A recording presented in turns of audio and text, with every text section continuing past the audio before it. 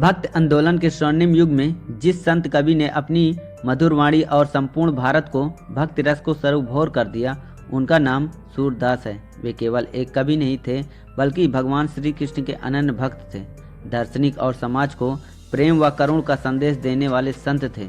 उनका जीवन संघर्ष, भक्ति और दिव्य अनुभूति का अद्भुत गाथा है। सूरदास जी का जन्म लगभग 1478 ईस्वी को माना जाता है। जन्म स्थान के विषय में मतभेद है, परंतु अधिकतर विद्वान उनका जन्म स्थान शाही गांव हरियाणा या रूनकता आगरा मानते हैं। वे जन्म से ही नेत्रहीन थे या बाद में दृष्टि चली गई, इस विषय में अलग अलग कथाएं मिलती हैं। उनके पिता का नाम रामदास सरस्वत बताया जाता है। बचपन से ही सूरदास अत्यंत संवेदनशील और ईश्वर प्रेमी थे। नेत्रहीन होने के कारण परिवार और समाज में उन्हें उपेक्षा मिलती थी। कहा जाता है कि बालकाल में ही उन्होंने घर छोड़ दिया और ईश्वर की खोज में निकल पड़े। घर छोड़ने के बाद सूरदास जी ने यमुना किनारे रहने लगे। वहीं से वे भजन गाते थे। उनकी वाणी इतना मधुर थी कि लोग दूर दूर से उन्हें सुनने आते थे। वे साधारण जीवन जीते थे। भोजन में जो भक्त उन्हें दे देता था वही खा लेते थे। अधिकतर फल, दूध, रोटी या साधारण प्रसाद ग्रहण करते थे। कभी कभी तो उन्हें उपवास भी करना पड़ता था।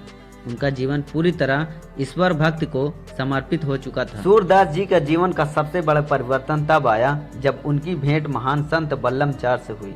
बल्लमचार जी पुष्टि मार्ग के परिवर्तक थे और श्री कृष्ण भक्ति के महान प्रचारक। कहा जाता है एक दिन बल्लमचार जी ने यमुना तट के किनारे आए और उन्होंने सूरदास का मधुर भजन सुना। वे उनकी भक्ति और प्रतिभा का अत्यंत प्रभावित हुए।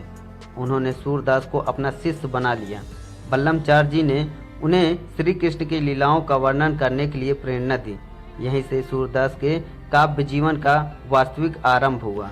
सूरदास जी ने अपना संपूर्ण जीवन भगवान कृष्ण के भक्ति में अर्पित कर दिए थे। वे विशेष रूप से बाल कृष्ण के लीलाओं का वर्णन करते थे। उनकी कल्पना में वृंदावन की हर लीला जीवात्म हो उठती थी। यशोदा का वात्सल्य, गोपियों का प्रेम, कंस का अत्याचार, माखन चोरी, रासलीला। उनके भजनों में इतना प्रेम और भाव था कि श्रोतकर्ताओं को सुनते सुनते रोना आ जाता था। सूरदास जी की कुछ प्रमुख रचनाएं और सबसे प्रसिद्ध कृति है। पहला सूरसागर, यह उनका सर्वाधिक प्रसिद्ध गाथा है। इनमें हजारों पद में श्री कृष्ण बाल लीलाओं और रस लीलाओं का वर्णन है। दूसरा सुरसावली, इनमें भक्ति दर्शन और आध्यात्मिक चिंतन का संवेदन है।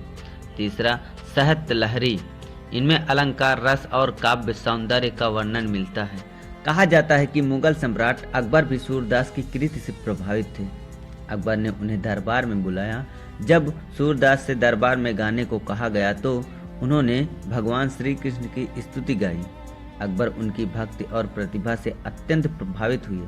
उन्होंने उन्हें धन दौलत देने का पेशकश की, परंतु सूरदास ने सब अस्वीकार कर दिया। उन्होंने कहा कि उन्हें कुछ नहीं चाहिए, उन्हें केवल श्री कृष्ण का प्रेम चाहिए। सूरदास जी अत्यंत सादा जीवन जीते थे। उनका दैनिक जीवन जैसे सुबह यमुना स्नान या ध्यान किया करते थे। दिन में भजन, कृति और पद की रचना किया करते थे। भोजन साधारण रोटी, दूध, दही, फल खाया करते थे। रात में ध्यान और भगवान की स्मरण किया करते थे। वे कभी धन संचय नहीं करते थे, जो मिलता था उसी में संतोष करते थे। सूरदास जी ने अपनी रचनाओं के माध्यम से कई महत्वपूर्ण संदेश दिए। भगवान प्रेम से मिलते हैं, अंडवार से नहीं। सच्ची भक्ति में अहंकार नहीं होना चाहिए। ईश्वर सबके हैं, गरीब, अमीर, स्त्री, पुरुष सभी के। वास्तव में प्रेम का सर्वोच्च भाव होता है। उनकी भक्ति में करुण, ममता और मानवता की गहरी झलक मिलती है। सूरदास जी को पुष्टि मार्ग के अष्टछाप कविताओं में से प्रमुख स्थान प्राप्त था। ये 8 कवि श्री कृष्ण भक्ति के प्रचारक थे और बल्लमचार परमात्मा से जुड़े थे। बुढ़ापे में सूरदास की भक्ति कम नहीं हुई। वे निरंतर कृष्ण नाम का जाप करते रहे। कहा जाता है कि 1583 ईस्वी के आसपास उन्होंने अपना देह त्याग दिया। उनकी मृत्यु स्थान के विषय में मतभेद है, परंतु माना जाता है कि उन्होंने वृंदावन क्षेत्र में अंतिम समय बिताया। मृत्यु के समय वे श्री कृष्ण नाम ले रहे थे। उनका जीवन पूर्णतः भक्ति में लीन होकर समाप्त हुआ। सूरदास जी ने सांसारिक दृष्टि से शायद कुछ नहीं पाया, न महल पाया, न संपत्ति, न राज्य पाया, परंतु उन्होंने जो पाया वह बहुत अमूल्य था। अपार कृति, अमर साहित्य, करोड़ों भक्तों का प्रेम, ईश्वर की अनन्य भक्ति, भारतीय भक्ति साहित्य के अमर स्थान आज भी उनके पद मंदिरों में गाए जाते हैं। सूरदास की वाणी और उनका प्रभाव आज भी दुनिया में जाना जाता है। जैसे हिंदी साहित्य को समृद्ध दिया, भक्ति आंदोलन को नई दिशा, श्री कृष्ण भक्ति को जन जन तक पहुंचाया, ब्रज भाषा को प्रतिष्ठित दिलाया। उनकी वाणी आज भी इतना मधुर है और प्रभावशाली भी।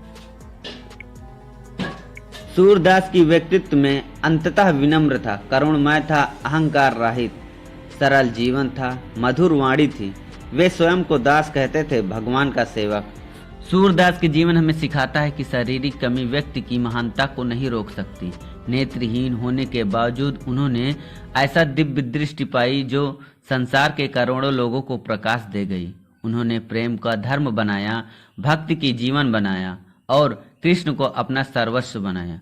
आज भी जब कोई गाता है तो मैया मोरी मैं माखन नहीं खायो, तो लगता है मानो सूरदास स्वयं अपने कृष्ण को पुकार रहे हों।